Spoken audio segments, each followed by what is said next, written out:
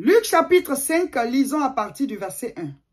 Comme Jésus se trouvait auprès du lac de Génézareth et que la foule se pressait autour de lui pour entendre la parole de Dieu, il vit au bord du lac 2 barques d'où les pêcheurs étaient descendus pour laver leurs filets.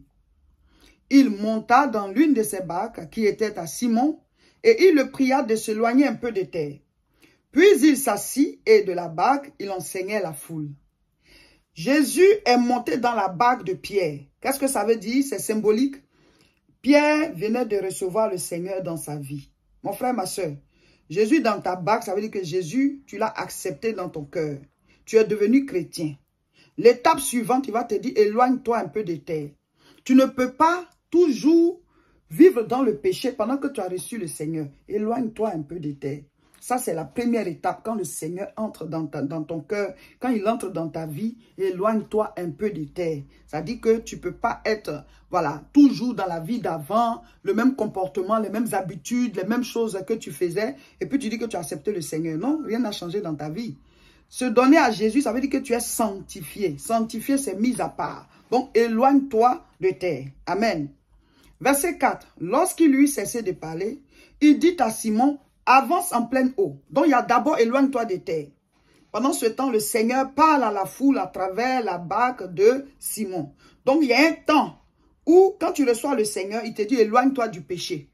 Cette étape-là, où tu es en train de t'éloigner du péché, là, le Seigneur, à travers toi, montre aux gens que il est dans ta vie. Parce qu'on te voit te séparer de certaines choses. Il prêche à travers toi. Ta vie est un témoignage. Il faut que de ta barque, le peuple voit que Jésus est dans cette vie.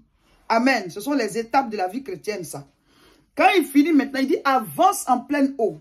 Je vous parle de profondeur. Je vous parle de hauteur. Je vous parle de niveau supérieur. Les exploits, c'est pas tout près ici. Les exploits sont en profondeur. Les exploits, tu dois sauter pour les faire. Les exploits, tu dois faire des sacrifices. Les exploits, tu dois te dire que je veux pas avoir une vie normale, une vie simple et puis mourir simplement un jour. Je veux être un impact. Je veux être un sujet de témoignage. Je veux que ma vie relève d'autres personnes. Je veux que mon histoire donne de l'espoir à d'autres. C'est comme ça qu'on décide d'être quelqu'un qui fait des exploits. C'est pas quelqu'un qui va t'offrir tes exploits. Tu dois les faire. Mais nous, on veut les faire avec Dieu. Dieu t'accompagne et tu agis et tu as le résultat. Donc ici, le Seigneur dit à Pierre, avance en pleine eau. Quand tu reçois Jésus, il va te dire d'abord, éloigne-toi de terre. Mets de l'ordre dans ta vie. Mais ce n'est pas fini. Il y a encore le fait d'avancer en pleine eau. De devenir un chrétien plus consacré encore.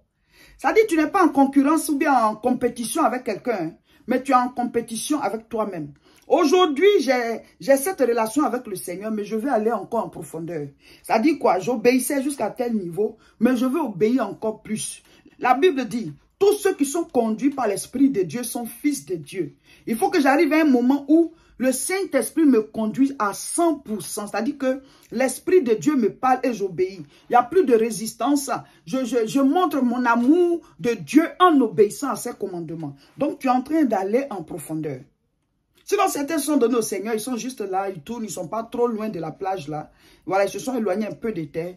Mais c'est en profondeur que se trouve la pêche miraculeuse. C'est en profondeur que se trouvent les exploits. Quelque chose qui va être fait à travers toi, à partir de ta vie, pour que certains disent, oh, moi aussi je peux, moi aussi ça m'impacte, j'ai envie de ceci, j'ai envie d'avancer à cause de l'histoire de telle personne.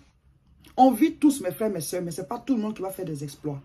Pour faire des exploits, il faut d'abord accepter de faire le sacrifice. Ta vie ne doit pas être là comme la vie de tout le monde. Tu ne dois pas suivre la mêlée. Il faut que toi, tu sois mis à part. Pas parce que tu rejettes les autres, mais tu veux des résultats. Même au travail, tu veux des résultats. Pendant que les gens sont en train de causer, raconter des choses, toi, tu es consacré. Tu es en train d'apprendre encore. Sur cette chose-là, je ne la maîtrise pas encore. Il faut que j'apprenne. Tu vas vers l'excellence. C'est comme ça qu'on fait ces exploits à soi. Mes frères, mes soeurs, on ne vit qu'une seule fois. Hein. Il faut que tu écrives bien ton histoire. En tout cas, moi, j'ai envie d'écrire des histoires. Je veux que mon histoire soit un impact pour les gens par rapport au domaine où Dieu m'a appelé. Dieu m'a appelé à prêcher sa parole. Mon mari et moi, nous sommes serviteurs. Mais chaque jour, on essaie de se dépasser par rapport à ce qu'on avait fait hier. Pourquoi? Parce qu'on veut être un couple d'impact, que ça donne de l'espoir à d'autres personnes. Vous comprenez? Donc, si tu n'es pas prêt à faire des sacrifices, à pardonner certaines choses, à continuer d'avancer, à te battre, tu es juste là, tu acceptes la vie comme elle devient, mais tu ne peux pas faire d'exploit. Il faut que tu décides des choses et que tu ailles chercher. Il faut que tu décides des choses et que tu fonces. Amen. Luc chapitre 5 à partir du verset 4. Lorsqu'il eut cessé de parler, il dit à Simon, « Avance en pleine eau et jetez vos filets pour pêcher. » Simon lui répondit, « Maître, nous avons travaillé toute la nuit sans rien prendre, mais sur ta parole, je jetterai le filet. » Waouh! Ça, c'est une parole puissante. C'est une parole très forte, mes frères et mes sœurs. Pierre, lui, c'est un professionnel de la pêche. Il connaît son boulot. Et il sait qu'on ne pêche pas dans la journée. En plus, il y a une foule au bord de la plage. Donc, il y a du bruit. Il y a du bruit, les poissons vont fuir. C'est-à-dire les conditions physiques sont réunies pour ne pas avoir de pêche ce jour-là. Donc, toute la nuit où il y avait le silence là, lui n'a pas eu de poissons. Parce que selon les lois de la pêche, il y a un temps où il faut pêcher. Ils n'ont pas eu de poissons. Mais ils ont Jésus avec eux dans leur bac qui, au-delà de toute attente, leur dit de jeter quand même les filets.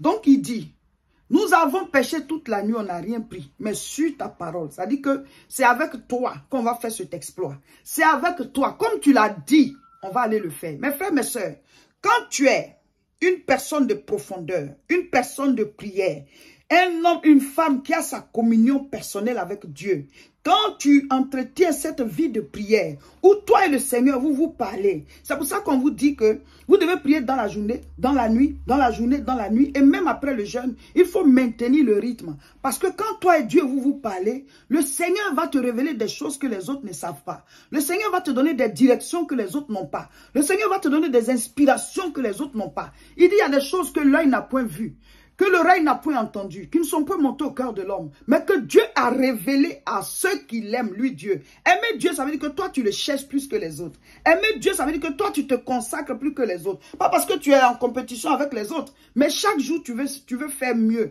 Tu veux le connaître. Tu dis au Seigneur, révèle-toi à moi. Ta vie de prière, tu ne badines pas avec. Tes temps de méditation de la parole, tu ne badines pas avec. Oui, et puis tu laisses la parole te transformer. Chaque jour, tu es transformé. Donc, tu es en train d'aller en profondeur.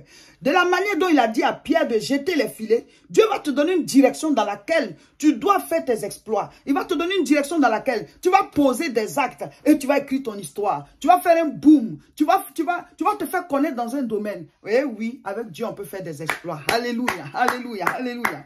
Alors Pierre dit, sur ta parole, je jetterai le filet. Nous continuons. Verset 6. Luc 5, verset 6. L'ayant jeté, il prit une grande quantité de poissons et leur filet se rompait. Mon frère, ma soeur, filet qui était vide là. On dit tellement ils ont pris de poissons. Les filets sont en train de se rompre. Verset 7. Il fit signe à leurs compagnons qui étaient dans l'autre bac de venir les aider. Il vint et il remplit les deux bacs au point qu'elles enfonçaient. Hey, mes frères, mes soeurs. Les poissons là étaient où? Mes frères, mes soeurs. Les exploits se trouvent en profondeur. Les poissons là étaient où? Les exploits se trouvent à une certaine hauteur de la vie. Les exploits se trouvent à une certaine hauteur de la vie. Soit tu sautes très fort, ou bien tu vas en profondeur dans ta relation avec Dieu. Pour qu'il te donne la révélation, pour qu'il te donne sa caution, pour qu'il t'accompagne, pour que sa main soit avec toi, pour qu'il soit avec toi, comme la nuée qui précédait Israël quand ils sont sortis d'Égypte pour aller à Canaan. Tu as besoin d'être guidé par Dieu pour faire tes exploits. Dieu, on le cherche. Augmente ta communion avec lui. Donc Pierre et son équipe ont fait une grande pêche. Ils étaient obligés d'appeler leurs collègues qui sont dans l'autre bac. Là. Finalement, c'est eux qui allaient servir le poisson. Voilà, du poisson à toute la plage, à tous les autres pêcheurs. Voilà. Donc quand tu fais tes exploits, après tu deviens une solution pour les autres autour de toi.